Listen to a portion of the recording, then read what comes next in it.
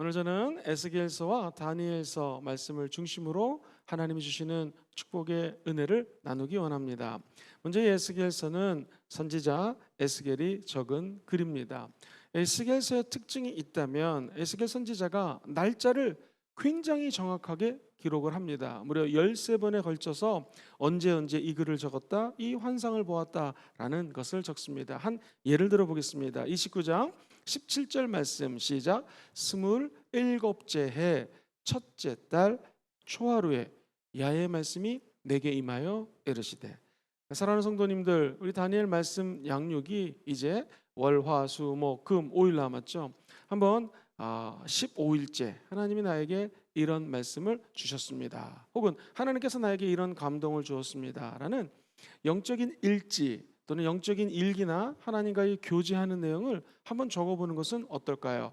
오늘 이 말씀이 마치고 기도하실 때 주님, 이번 다니엘에 제가 깨닫게 하는 것은 무엇입니까? 또 변화해야 될 것은 무엇입니까? 어떤 약속의 말씀을 주시기 원합니까? 하는, 비록 우리는 선지자는 아니고 예언자도 아니겠지만 그래도 하나님의 자녀로서 부모가 자식에게 늘 얘기하고 싶어 하듯 하나님의 메시지가 있을 것입니다. 그것을 한번 받아 적어보시고 이 에스겔 선지자처럼 하나님의 메시지로 하나님의 은혜와 간증을 나누는 그런 삶을 살았으면 참 좋겠습니다.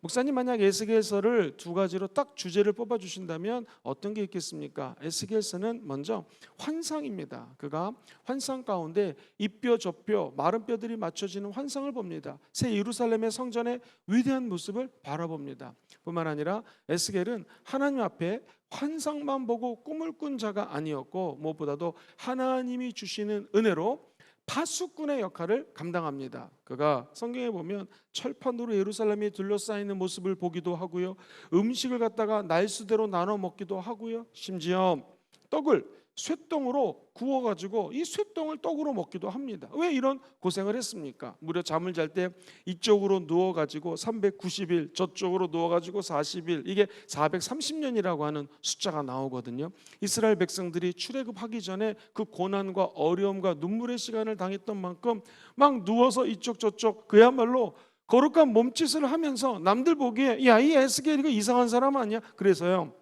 실제로 우리나라는 별로 신학자들이 연구 안 하는데 제가 호주에서 공부할 때 어떤 사람이 논문을 쓰는데요, 이 에스겔이 약간 정신적인 트라우마가 있거나 정신질환자가 아니냐라는 것을 심리학적으로 분석해가지고 논문을 쓰는 사람을 제가 만난 적이 있었습니다. 그래서 제가 이런 논문 쓰지 말고 에스겔 통해서 은혜를 좀 받으십시오 라고 얘기를 했던 기억이 있습니다. 그러니까 이 에스겔 선지자는 남들하고 좀 다른 분이셨습니다. 자, 에스겔의 은혜의 세계로 한번 빠져보죠. 그는 도대체 뭐가 달랐을까요? 환상도 보고 파수꾼으로서 사명을 다했던 그가, 먼저 그는 전반 부분에서 하나님이 임할 심판에 대해서 이야기를 합니다. 그리고 586년도 하도 많이 들어서 기억을 하시죠? 기원전 586 컴퓨터 생각하시면 됩니다. 그때 이스라엘이 폭삭 망합니다. 그 전까지는 심판에 대해서 언급을 하다가 망하고 난 다음에는 오히려 희망을 선포하고 하나님의 나라의 임재를 갖다가 환상을 보고 꿈을 꾸는 장면이 성경에 기록이 되어 있습니다. 기원전 605년, 어떤 학자들은 606년에 1차로 이스라엘을 이 사람들이 쳐들어옵니다. 바벨론 왕국의 침략으로 말미암아 첫 번째는 다니엘이 끌려갔고요, 그리고 아주 소수의 사람들이 끌려갔습니다. 근데 문제는 기원전 597년도에 자, 이번에는 바벨론이 와가지고 2차로 침공을 했는데 이 수없이 많은 성전에 있는 금은보화와 나라의 국고를 열고 많은 재물을 가지고 가고요, 왕 여호와킨이라고 하는 왕과 어머니도 끌고 가고요, 유명한 예술가들도 끌려가고요, 조각가 미술가도 끌려가고요, 더 안타까운 것은 용사 10,000명이 끌려갈 때 에스겔 선지자가 함께 끌려갔습니다. 그래서 원래 이 에스겔 선지자는 하나님이 부른 제사장이었어요. 그러던 그가 하나님께 30살쯤에 이 이스라엘이 포로로 끌려가서 당시 바벨론 제국의 관계 수로가 잘 돼 있었거든요. 물길을 틀어놓은 이 관계 수로에 앉아 있는데 하나님이 임하셔서 환상을 봅니다. 그리고 그는 제사장이 아닌, 그의 원래 직분은 제사장인데 바로 이 선지자, 예언가가 되는 장면이 에스겔서에 기록이 되어 있습니다. 그러니 그가 하나님과 인간의 브리지, 다리 역할을 하는 제사장이 이제 하나님의 선지자로 변화가 돼가지고 하나님 앞에 선포하는 메시지가 담겨져 있어요. 시간이 지났습니다. 아직은 3차로 바벨론이 쳐들어갔고 느부갓네살으로 말미암아 완전히 남유다가 멸망된 상황이 아니잖아요. 그러니까 수없이 많은 메시지를 이스라엘을 향하여 선포하다가 이제 완전히 남유다가 망하게 되었습니다. 그때부터는 오히려 하나님이 살아계시고 예루살렘의 회복을 꿈꾸며 예언을 하는 장면이 기록이 되어 있습니다. 예루살렘의 망한 다음에 희망의 메신저로 변하는 에스겔을 보면서 저 여러분들도 코로나19라든가 여러 가지 어려운 상황 속에서 개인적으로 힘들어지고 가정이 어려워지고 회사가 파산하는 회사도 아주 많이 있다고 합니다. 그리고 더 안타까운 것은 20대 사망률, 자살률이 무지 높아가고 있고요. 이 영향이 30대, 40대 이런 젊은 사람들이 삶을 달리하는, 삶을 포기하는 이런 일들이 많아져요. 이런 포기하고 싶을 때 우리가 에스겔 선지자의 모습을 기억하면서 이럴 때일수록 더욱더 우리 예수 믿는 사람들은요, 희망을 노래하고 회복을 노래하고 하나님의 은혜를 이 선지자처럼 선포하는 그런 은총이 있기를 주의 이름으로 축원드리겠습니다. 자, 그렇다면 목사님, 이 에스겔 선지자가 하나님 앞에서 상징적으로 행동하는 것이 몇 가지가 있는데 좀 정리해 주시겠습니까? 4장 1절로 3절에 보면 그가 예루살렘을 그리고 철판으로 둘러쌉니다. 바벨론에 의해서 예루살렘이 완전히 포위될 것을 의미하는 것이죠. 잠깐 말씀드렸던 것처럼 왼쪽으로 누워서 390일을 지냅니다. 저게 말이 쉽지 얼마나 어렵겠습니까? 오른쪽으로 누워서 약 40일을 지냅니다. 합치면 이 이스라엘의 죄를 위해서 390일, 그리고 유다의 죄, 남유다의 죄를 위해서 40일, 합치니 430이라는 숫자가 나오는데 이것은 이스라엘의 포로 생활을 상징하기도 합니다. 그래서 이 어려움과 곤란함을 상징적으로 누워서 지내는 것으로 표현하죠. 음식물을 어렵게 쪼개서 먹습니다. 예루살렘이 포위되어서 먹을 것이 극히 부족할 것임을 의미하는 것이죠. 떡을 쇠떡으로 구워서 먹습니다. 이 정결 규정을 위반할 수밖에 없어요. 이스라엘 사람들은 정결하기 위해서 먹지 말아야 될 것이 있는데 이것을 먹어야 되는 그야말로 최악의 상황을 그린 것입니다. 머리를 깎았습니다. 그 머리털과 수염을 막 불사릅니다. 칼로 칩니다. 바람에 흩어버립니다. 심판을 받아 멸망당하는 유대 백성의 모습을 보여줍니다. 자, 그리고 이제 12장 1절로 7절에 가면 이 상징적인 것이 좀 한 단계로 더 올라가요. 이 에스겔이 포로의 행장을 합니다. 옷을 바꿔 입어요. 성벽을 뚫고 이사하기 시작합니다. 예루살렘 성이 완전히 무너져 버리죠. 백성들은 포로가 되어서 짐을 지고 끌려갈 것을 상징적으로 행동합니다. 17절부터 20절까지 보면 막 떨어요. 음식을 먹습니다. 놀랍니다. 그리고 근심하면서 물을 벌컥벌컥 마십니다. 이 바벨론에 의해서 땅이 황폐해질 것을 의미합니다. 자, 21장 가면은요, 아예 한 단계 더 나갑니다. 허리가 끊어질 듯이 탄식합니다. 모든 사람들이 슬퍼하고 통곡할 재앙이 오고 있음을 이야기하는 것이죠. 18절 이하에 보면 갈래길에 위에 서가지고 지시표를 합니다. 두 길을 그려요. 바벨론 왕이 갈래길에서 점을 치고 점괘를 따라 예루살렘으로 진격할 것을 이 선지자가 환상 중에 보는 것입니다. 24장에 보면 아내가 죽으면 슬퍼해야 되지 않겠습니까? 사실 스트레스 지수가 제일 높은 것이 아내가 죽거나 남편이 죽었을 때 가장 힘듭니다. 그런데 그 아내가 죽어도 슬퍼하지 않습니다. 이것은 야훼께서 예루살렘의 멸망을 보시면서 하나님이 신부가 잃어도 슬퍼하지 않을 것임을 상징적으로 예언하는 것입니다. 자, 이처럼 에스겔서를 쭉 읽어보면은요, 어려운 일들, 정말로 난공불락의 석 앞에서 벌벌 떠는 마치 군사 같은 모습이랄까요? 성이 무너지고 사람들이 포로로 끌려가는 이 어두운 환상을 즉시적으로 보는 에스겔 선지자의 모습이 등장합니다. 역시 사람들은 이의 말을 듣지 않습니다. 그러자 이제 절반이 지나서 33장 1절로 가게 되면은 드디어 이스라엘 백성들이 멸망을 하고 남유다가 이제 포로로 다 끌려오게 됩니다. 그 당시 시드기야 왕이라는 사람은 두 눈을 잃고 끌려오게 됩니다. 얼마나 힘든 상황이었습니까? 그때 오히려 선지자는 희망을 노래하기 시작합니다. 자, 대표적인 말씀 36장 25절에서 27절까지를 같이 읽어보겠습니다. 시작. 맑은 문을 너희에게 뿌려서 너희로 정결하게 하되 곧 너희의 모든 더러운 것에서와 모든 우상 숭배에서 너희를 어떻게 해요? 정결하게 할 것이다. 자, 25절에 보면 맑은 물은 무엇입니까? 예수 그리스도의 보혈의 능력이 이제 메시아가 다가오게 되면 너에게 뿌려질 것이요, 너희로 정결하게 될 것이요, 너희가 더러운 것이 있는데 여태까지 우상 숭배하고 하나님 사랑하지 않았던 것에서 예수의 보혈로 너희를 정결하게 할 것이다. 그리고 성령이 부어질 것을 26절에서 이렇게 고백합니다. 시작. 또 새 영을 너희에게 두고 새 마음을 너희에게 주되 너희 육신에서 굳은 마음을 제거하고 부드러운 마음을 준다. 새 영, 성령이 우리 속에 임하게 되면 성령님은 저와 여러분들에게 새 마음을 주십니다. 사랑하는 모든 순복음 금종교회 성도님들이 오늘 새 영, 성령 받기를 주의 이름으로 축원드립니다. 그분이 우리 안에 들어오면 새로운 마음을 주십니다. 고난과 환난과 포로를 더 이상 고난, 환난, 포로로 보지 않고 새로운 마음으로 해석할 수 있는 은혜를 주시는 거예요. 뿐만 아니라 우리 육체 속에서 굳은 마음이 있어요. 육신은 눈에 보이는 것인데 성경은 굳은 마음, 보이지 않는 것을 예고합니다. 눈에는 보이진 이 육신 속에 굳은 마음, 보이지 않는 굳어버린 강팍한 마음이 있다는 거예요. 바로왕처럼. 이것을 성령이 임하면 제거해 버리시고요, 우리 영혼뿐만 아니라 우리 육신 속에서도 부드러운 마음을 주셔서 늘 성령님 주시는 새로운 꿈을 꾸게 된다는 것이죠. 27절 같이 한번 읽어봅시다. 시작. 또 내 영을 너희 속에 두어 너희로 내 율례를 행하게 하리니 너희가 내 규례를 어떻게 돼요?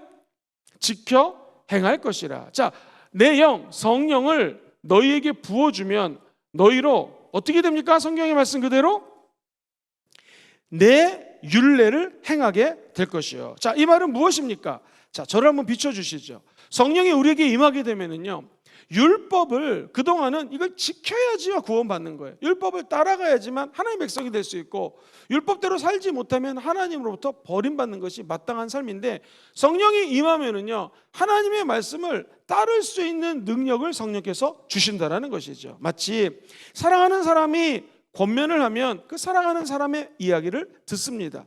부모가 자녀에게 진실되게 이야기를 하고 어드바이스, 충고를 해주면 이 아이들도요, 아무리 유치원 학생이라도 엄마 아빠의 말을 귀를 쫑긋 세우고 듣게 됩니다. 우리 인간도 그럴진데 새 영이 임하면 하나님에 대한 사랑과 열망과 뜨거움이 우리 안에서 발동이 되기 때문에 하나님의 율법과 규례를 그동안 지킬 수가 없었습니다. 은혜를 부어주셔도 이 말씀대로 따라갈 수 있는 에너지가 없었어요. 그러나 성령이 임하면 하나님의 말씀을 따라갈 수 있는 힘과 능력과 권세가 주어진다는 것이죠. 그러므로 우리 순복음 금정교회에서 늘 성령 충만, 성령의 임재, 이런 강조를 많이 합니다. 성령님이 임하면 자동적으로 말씀대로 살게 되는 거예요. 왜 그럴까요? 성령은 거룩한 영입니다. 그래서 성령, 영어로는 Holy Spirit이라고 해요. 그런데 하나의 Holy Spirit이 아니라 정관사 더를 써서 항상 The Holy Spirit, 바로 그 영이라는 거예요. 여기서에는 바로 그 새 영이라는 거예요. 그 새 영이 우리 가운데 임하게 되면 초대교회 성도들처럼 거룩하게 된다는 거예요. 성경은 어떻게 거룩할 수 있을까? 말씀하고 기도 외에는 거룩해질 수 있는 방법이 없다고 얘기합니다. 즉 성경 말씀을 따를 수 있는 능력도 성령이 부어주시는 것이고요, 기도를 통해서 거룩의 영을 받을 수 있는 능력도 성령이 부어주신다는 거예요. 그러므로 성령 충만이 답입니다. 포로 같은 시간을 보내고 계신 분이 계십니까? 새 꿈을 꾸기 원하시는 분이 계십니까? 새 예루살렘을 보기 원하시는 분이 계십니까? 그렇다면 오늘 방송을 들으면서 성령 충만할지어다, 새 영의 기름 부으심을 받게 되면 눈에 보이는 육신과 내 안에 있는 모든 더러운 것들이 떠나가게 되고요, 새 영으로, 능력으로, 새 소망으로 하나님의 계명, 즉 규례, 율법 말씀을 따라갈 수가 있습니다. 뿐만 아니라 성령이 충만하게 된 자에게는요, 내 앞길을 밝힐 수 있는 하나님의 빛이 임하게 된다는 것이죠. 사랑하는 성도님들, 오늘 이 방송으로 말씀을 보시면서 이 프로그램을 보시면서 기도하기는 다른 기도 제목보다도 에스겔이 본 환상처럼 성령 충만함이 임하게 되기를 주의 이름으로 축원드립니다. 마치 구약에서요, 하나님이 인간을 만들고 코에다가 루아흐라고 하면서 생기를 부어 넣게 됐죠. 그러자 갑자기 이 진흙 같은 인간이 벌떡 일어나서 살아나게 됩니다. 그리고 생명이 된지라, 그리고 아담과 하와가 나가서 창조적인 활동을 하고 그가 하나님의 에덴 동산의 일꾼으로 쓰임 받는 것을 보게 됩니다. 성경은 마치 그 비슷한 장면이 37장에 기록되어 있어요. 마른 뼈들이 분명히 환상 중에 보였는데 성령의 새 바람을 입술로 선포하자 이 뼈 저 뼈가 맞춰지기 시작합니다. 마치 죽은 아담이, 흑인 아담이 생명을 받아 살아나게 되는 것처럼 우리 마른 뼈 같은 인생도 성령의 바람이 우리 입술을 통해서 불어오게 되는 것입니다. 너는 이 뼈 저 뼈에게 명령하라, 명하라는 거예요. 성령 충만하면 결국 입으로 받는 것입니다. 우리가 기도하는 거 입으로 하지 않습니까? 순복음 왜 통성 기도할까요? 왜 목사님이 설교할 때마다 아멘 이거 왜 외칠까요? 그 이유는요, 아멘 하면서 진실로 그 영혼 가운데 하나님의 영이 충만하게 되는 것이고요, 동성으로 기도하고 성령의 힘을 입술로 환영하고 인정하고 모셔드릴 때 성령 충만함을 받게 되는 것이죠. 에스겔 선지자는 37장에서 귀한 경험을 하게 됩니다. 시간 관계상 37장 이 뼈 저 뼈 환상 가운데 뼈들이 맞춰주고 그들이 힘줄이 살아나고 온몸이 생성되면서 가만히 보니까 이게 군대입니다. 군대 같은 하나님의 백성들이 일어나게 된다는 것이죠. 우리 순복음 금정교회도 성령의 새바람이 불어서 그 영으로 우리의 혼과 육과 영이 새로워질 뿐만 아니라 죽었던 마른 뼈 같은 인생들이 힘줄을 얻고 생명을 얻고 새로운 영적 군사들이 되기를 주의 이름으로 축원드립니다. 그래서 우리 순복음 금정교회는 유람선이 아니라 군인들이 탄 군함이라는 것이죠. 우리가 이 군함을 가지고 영적인 파도를 타고 온 열방까지 복음을 전파하는 군사들이 되기를 주의 이름으로 축원드립니다. 그러면서 이 37장에 보면은 이렇게 24절 이하에 기록이 되어 있습니다. 내 종 다윗이 그들의 왕이 되리니. 자, 사무엘하 7장에 나오는 다윗 언약이 또 언급이 되죠. 회복된 그들에게, 그들 모두에게 한 목자가 있을 것이다. 그 목자 누구십니까? 예수 그리스도. 그들이 내 규례를 준守하고 내 율례를 지켜 행하며. 아까는 성령이 임하면 규례와 율례를 행한다고 했는데 우리 목자 대신 예수님이 임하게 되면 예수를 따라가는 것이 하나님의 말씀을 준守하고 율례를 지킬 수 있는 영적인 파워가 생긴다라는 거예요. 25절 보겠습니다. 내가 내 종 야곱에게 준 땅, 곧 그의 조상들이 거주하던 땅, 어디입니까? 젖과 꿀이 흐르는 가나안 땅이죠. 그들이 거주하되 그들과 그들의 자자 손손이 영원히 거기에 거주할 것이요, 내 종 다윗이 영원히 그들의 왕이 되리라. 다윗을 통하여 오실 예수 그리스도를 상징적으로 이야기를 합니다. 우리 26절 같이 읽어봅니다. 시작. 내가 그들과 화평의 언약을 세워서 영원한 언약이 되게 하고 또 그들을 견고하게 하고 번성하게 하며 내 성소를 그 가운데 세워서 영원히 어떻게 될 것입니까? 이르게 할 것이니. 영적으로 두 가지 해석입니다. 하나님의 아들 예수가 임하면 화평케 하십니다. 그리고 영원한 언약이 되셔서 우리가 번성하게 되는 창세기, 하나님의 생육하고 번성하고 다스리라는 말씀을 이루게 될 것이요, 눈에 보이는 성소 순복음 금종교회가 세워질 뿐만 아니라 눈에 보이지 않는 영적인 성소, 한 사람 한 사람들이 성령이 거하는 성소가 되어서 그 성전이 영원하게 이르게 될 것이다. 왜요? 천국까지 성령과 함께 동행하기 때문에 그렇죠. 27절 보겠습니다. 내 처소가 그들 가운데 있을 것이요, 나는 그들의 하나님이 되고 그들은 내 백성이 될 것이다. 한 사람 한 사람들이 성령이 거하는 처소요, 각 가정이 하나님의 영이 거하는 처소가 될 것이고요, 우리는 하나님의 백성이 된다는 것이에요. 마지막 28절 같이 읽어볼까요? 시작. 내 성소가 영원토록 그들 가운데 있으리니 내가 이스라엘을 거룩하게 하는 야훼인 줄을 한 나라 두 나라가 아니라 온 열국이 알게 될 것이라 하셨다 하라. 할렐루야. 이 말씀 그대로 이루어지게 되기를 주의 이름으로 축원드립니다. 결국 하나님은 성소에 거하십니다. 모든 열방이 하나님이 임재하는 성소임을 알게 될 것이다 하면서 이 성소에 대한 예언은 결국 에스겔서 제일 마지막에 보면은요, 우리가 잘 아는 야훼 샴마는 무슨 뜻입니까? 하나님이 바로 거기에 계신다라는 것이죠. 우리 에스겔서 마지막 절을 같이 읽어보겠습니다. 48장 35절 시작. 그 사방의 합계는 18,000척이라. 그날 후로는 그 성읍의 이름을 뭐라고 그래요? 야훼 샴마라고 이야기를 합니다. 그렇습니다. 야훼 샴마, 하나님이 거하는 성소라는 것이죠.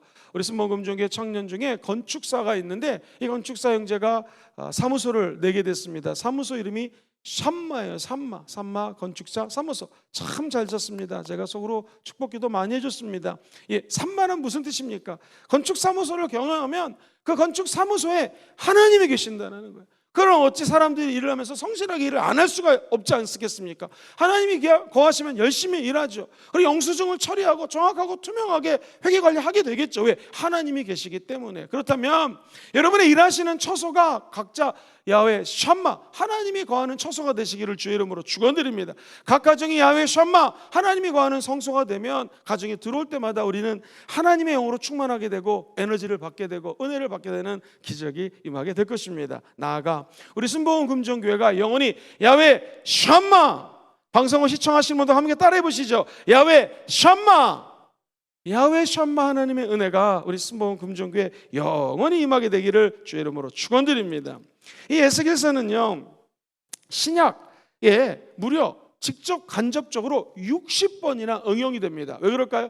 너무너무나 중요하기 때문에 그렇습니다. 그리고 하나님의 장엄한 환상으로 시작이 되어서 결국 이 에스겔이라고 하는 하나님의 사람이 하나님의 맡겨진 일을 맡은 일을 파수꾼으로서 감당하게 된다는 것이죠. 여러분 가운데 너무나 힘이 듭니다. 포로로 잡혀간 것 같습니다. 인생에 소망이 없는 것 같습니다 하는 분이 있다면 오늘 이 말씀을 기억하시고 새 영으로 성령으로 충만함 받게 되기를 주의 이름으로 축원드립니다. 자, 이제 다니엘서를 한번 간단하게 정리해 보도록 하겠습니다. 바벨론이 이 에스겔은 2차 때 끌려갔다면 말씀드렸던 것처럼 605년 1차로 바벨론이 쳐들어왔을 때에 이 몇몇 리더들과 함께 다니엘, 그리고 중요한 다니엘의 세 친구들이 끌려가게 됩니다. 그리고 다니엘은요, 참 귀한 사람이었습니다. 왜냐하면 약 70년 동안 이방 나라에서요, 두 제국 바벨론의 흥황과 망하는 것, 그리고 페르시아 제국이 생기는 것들, 그리고 그 가운데 수없이 많은 리더십들을, 왕들을 섬기는 일을 했습니다. 고관 대작으로서 포로로 끌려간 사람이 리더십이 되었다는 것이죠. 그렇다면 지금 일하는 자리가 포로된 것 같고 어둡고 윗사람으로부터 압력이 있고 힘든 곳이 있다면 오히려 하나님은 다니엘처럼 여러분들을 그 회사에서, 그 조직에서, 일터에서 높이는 역사가 있게 되기를 주의 이름으로 축원드립니다. 자, 하나님은 다니엘을 통해서 이렇게 말씀하시는 거예요. 다니엘이라는 이름 자체가 하나님은 나의 심판자라는 뜻이에요. 하나님이 이스라엘을 심판할 것이다. 그리고 열국을, 온 열방을 심판하는 주권이 누구에게 있어요? 하나님께 있도다라고 하는 것을 선포합니다. 이 다니엘을 읽으면 어려운 이유가 있는데 그 이유가 신약의 계시록이 계시록, 묵시록이라고 하면은요, 이 묵시라고 하는 것은 눈에 보이지 않는 것을 본다라는 뜻을 가지고 있습니다. 이게 거울로 수건으로 덮으면 안 보이죠. 근데 묵시는 뭐냐면 이 수건을 걷어 올리면 볼 수 있는 것처럼 이 다니엘 선지자는 눈에 보이지 않는 계시를 적습니다. 신약에 요한 계시록이 있다면 바로 이 구약에는 다니엘 선지자가 미래를 보고 환상을 보는 것이 적혀져 있습니다. 목사님, 다니엘을, 이 선지자는 누가 적었을까요? 정답은 다니엘입니다. 왜냐하면 예수님께서 마태복음 24장 이렇게 말씀하십니다. 시작. 그러므로 너희가 선지자 다니엘이 말한 바 멸망에 가증한 것이 거룩한 곳에서 선 것을 보며 읽는 자는 어떻게 해요? 깨달을진저. 하나님 말씀을 보셔서 예수님이 이 선지자 다니엘이 했던 말씀을 읽으셨습니다. 그렇기 때문에 학자들이 꼼짝 못하게 예수님이 말씀하셨기 때문에 다니엘이 적었다고 이야기를 합니다. 자, 여러 이방을 왕들을 섬기면서 정말로 높은 위치에서 리더십으로 활동했던 다니엘, 어떤 이야기들을 적고 있을까요? 이게 1장부터요 2, 3, 4, 5, 6, 7까지는요 1장과 2장은 참 재밌게 기록이 되어 있는데 이 하나님의 말씀은요 랭귀지가 되게 중요해요. 언어가 너무나 중요한데 1장은요 한번 저를 따라해 보시겠습니까? 히브리어. 1장은 히브리어로 적혀 있다가 2, 3, 4, 5, 6, 7은요 아람어로 적혀 있어요. 당시 고대 근동에는요 아람어가 많이 쓰였거든요. 그 다음에 다시 8장, 9장, 10장, 11장, 12절은 히브리어로 돌아가게 됩니다. 그 중반에 포진되어 있는 것 가운데서 수없이 많은 환상과 꿈을 보게 된다는 것이죠. 또 한 가지 이 구조가 참 재밌는 것이요 1장과 6장, 2, 3, 4, 5 2장과 7장, 3장과 8장, 4장과 9장, 5장과 10장, 11장, 12장이 이게 비슷한 내용으로 연결이 되어 있습니다. 1장과 6장에서 공통점을 뽑으라고 하면은요 자기가 끝까지 믿음을 지키는 장면이 나옵니다. 사자굴에 들어가도 믿음을 지키는 다니엘. 그리고 황관들이 높은 사람들이 너희들 산의 진미를 먹어라. 아닙니다. 나는 안 먹어도 됩니다. 라고 하는 믿음을 지피는 장면이 1장과 6장에 겹쳐서 나오게 됩니다. 그리고 2장과 7절을 보면 4개의 제국을 갖다가 보게 됩니다. 그리고 무엇보다도 다니엘의 꿈을 봅니다. 환상을 봅니다. 이것이 2장과 7장에 적혀져 있습니다. 또 하나 3장과 8장은요, 예배드리는 것을 오늘날도 마찬가지죠. 중지시키는 왕들이 나와요. 참 이건 하나님 기뻐하지 않습니다. 정치 리더십으로 예배를 드리는 것을 방해하고 제한하는 것, 이것은 정말 악한 정권이라는 것이죠. 악한 왕이라는 것입니다. 이 하나님은 이 예배를 드리는 것을 방해했을 때 다니엘이 우리가 잘 아는 것처럼 풀무불에 들어가게 됩니다. 그리고 이 예배 드리는 것을 통하여 오히려 전하 위복되는 것을 하나님은 보여주게 되죠. 4장과 9장은요 7년 형벌 그리고 70일이라고 하는 미래의 환상에 대해서 똑같이 적혀져 있습니다. 5장과 10장, 11장, 12장 요거는 똑같은 병렬 구조로 쭉 진행이 되는데 장차 임할 종말에 대해서 이야기합니다. 그래서 요 종말 요한계시록하고도 연결이 되는 것이죠. 그래서 이 다니엘서의 장점은 이 하나님을 믿고 예배드리는 사람들에 대한 스토리들이 쭉 전개되기 때문에 읽으면 읽을수록 재밌어요. 그러나 묵시문학이라고 하죠. 장래에 일어날 걸 갖다가 환상 중에 본 내용들이 적혀있기 때문에 어쩔 때는 힘이 들고 이해하기가 어려울 때가 많이 있습니다. 자, 그렇다면 목사님 몇 가지를 좀 정리해 주시죠. 다니엘 환상 중에서 자, 여기 여러분 성경에 보시면은요 이 신상과 돌에 대한 언급이 있는데 이것은 장차 일어날 환상을 보는 것이죠. 머리가 금입니다. 가슴은 은입니다. 배와 넓적다리는 노십니다. 다리는 쇠입니다. 열 발가락은 쇠와 진흙입니다. 제가 말씀드렸던 것처럼 아수리아라고 하는 나라가 생겼다가 바벨론이 아수리아를 쳐들어가고 온 고대 근동을 지배합니다. 메데, 바사는 페르시아거든요. 그 다음에 헬라 제국이 나옵니다. 그 다음에 로마 제국, 유럽의 10개국, 하나님이 앞으로 세우실 왕국까지 가는 데에 신상들이 있고 거기에 돌이 있는 환상을 보게 됩니다. 자, 뿐만 아니라 성경은요 사자굴에 빠졌던 그가 하나님의 은혜 가운데 회복되는 것을 나타납니다. 그래서 다니엘서를 만약 2가지 언어로 정리해 주세요라고 하면은 바로 이렇게 정리할 수가 있습니다. 하나님이 우리에게 포로 생활을 주셨다면 믿음 있는 자에게는 한번 따라 볼까요? 하나님의 보호하심. 시작. 하나님의 보호하심. 포로 생활 가운데 믿음만 있으면 갑자기 하나님의 보호하심이 나오는 거예요. 수학 공식하고 비슷합니다. 포로 생활, 고난, 어려움이 있을 때 반드시 뭐가 더해지면 정답은 하나님의 보호하심이 나와요. 그것이 무엇입니까? 믿음입니다. 나 이거 먹지 않습니다. 그랬을 때 일주일 금식했던 사람이 먹었던 친구들보다 더 얼굴이 환해집니다. 뭐예요? 믿음이 있으니까 하나님이 어려운 상황에서 보호해 주죠.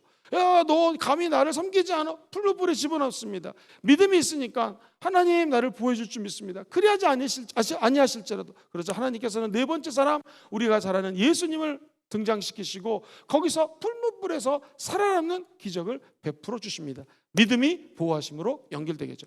풀무불, 사자굴, 환상, 모든 꿈, 모든 이상, 그리고 다니엘서에 기록되어 있는 모든 고난들은 결국 중간에 믿음이라는 것이 녹아지게 되면 하나님의 보호하심으로 결론 지어진다는 거예요. 그렇다면 여기 나오는 미래의 모든 환상들, 다시 말해서 죄를 지면 심판이 있고 막 70일회가 다가오고 7년 고난이 다가오고 했을 때에 하나님은 우리에게 주시는 메시지가 있습니다. 그것은 믿음이 있다면, 진정 예수 그리스도를 믿고 산다면 쭉 다니엘서가 진행되면서 종국적으로 종말이 다가온다 할지라도 다시 앞으로 돌아가면 믿음이 있으면요 어떠한 환난과 어려움 속에서도 다니엘이 꿈을 꿀 수가 있고 예배 생활에 집중할 수가 있고요. 다시 어려움이 다가와도 다시 하나님의 어려운 종말과 같은 고난 속에 있다 할지라도 다시 우리는 믿음으로 회복될 수 있다는, 이게 순환 구조로 엮여져 있는 것이 다니엘서라고 볼 수 있습니다. 자, 이렇게 한번 정리를 해볼까요? 하나님 나에게도 믿음을 주십시오. 시작. 하나님 나에게도 믿음을 주십시오. 그럼 믿음을 통하여 하나님의 놀라운 기적을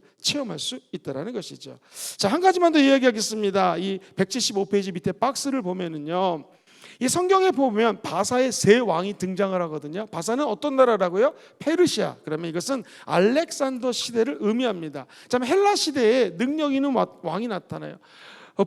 프톨레미라고 하는 왕조가 부상하는 걸 상징하고요. 남방왕, 북방왕. 자, 남방왕과 북방왕의 전쟁을 상징하고요. 북방왕과 남방왕의 전쟁이 일어난 것은 이집트 프톨레미하고 시리아 셀루커스 사이의 전쟁을 상징합니다. 11장 10절에 보면 남방왕을 진압하는 북방왕에 대한 것은 바로 이 안티오쿠스라고 하는 사람 3세가 등장하는 것을 의미하고요. 얼마 있다 죽게 될 또 다른 북방에 나오는데 이런 셀루커스 4세를 의미하고요. 비열한 정복자 북방에 나오는데 그것은 안티오쿠 4세를 의미합니다. 자, 목사님, 그러면은 지금 이 미래는 그대로 펼쳐지고 있습니까? 아무도 모릅니다. 왜냐하면 우리가 예수 그리스도가 언제 오실지는 하나님만 알기 때문에 실제로 다니엘이 본 환상대로 진행될지는 저도 몰라요. 아무리 신학을 공부 많이 한 사람도 알 수가 없습니다. 그러나 확실한 거 한 가지가 있습니다. 하나님은 믿는 자를 구원해 주시고 형통해 주시게 하신다는 것입니다. 또 한 가지, 하나님의 나라는 영원할 것입니다. 시작. 하나님의 나라는 영원할 것입니다. 수많은 숫자들이 등장하는데 이것은 상징적으로 하나님의 나라가 셀 수 없을 만큼 영원한 나라라는 것이죠. 더 중요한 것, 마지막에는 악한 세력을 무너뜨립니다. 시작. 마지막에는 악한 세력을 다 무너뜨립니다. 그렇죠? 7년 환란이 다가오고 천년 왕국이 나타나고 모든 마귀들은 무지경에 빠지게 될 것이요, 마귀들이 멸망되고 하나님의 신천신지가 다가올 때 결국 악은 이 세상에서 떠나가게 된다는 것이죠. 그러므로 결론입니다. 만약에 우리에게 희망이 있다면 무엇이겠습니까? 우리 안에 믿음을 통하여 하나님이 역사하시고 끝까지 보호해 주신다는 소망입니다. 그렇다면 오늘 이 방송을 시청하시는 모든 성도님들은요, 지금부터 마음을 다하고 목숨을 다하고 뜻을 다하고 힘을 다하여 세상을 사랑하지 마시고 하나님을 사랑하시게 되기를 주의 이름으로 축원드립니다. 거기에 소망이 있고 종말이 다가온다 해도 하나님과 거할 수 있는 은혜가 넘쳐나게 될 줄 믿습니다. 그 은총이 함께 하시기를 예수님의 이름으로 축원드립니다.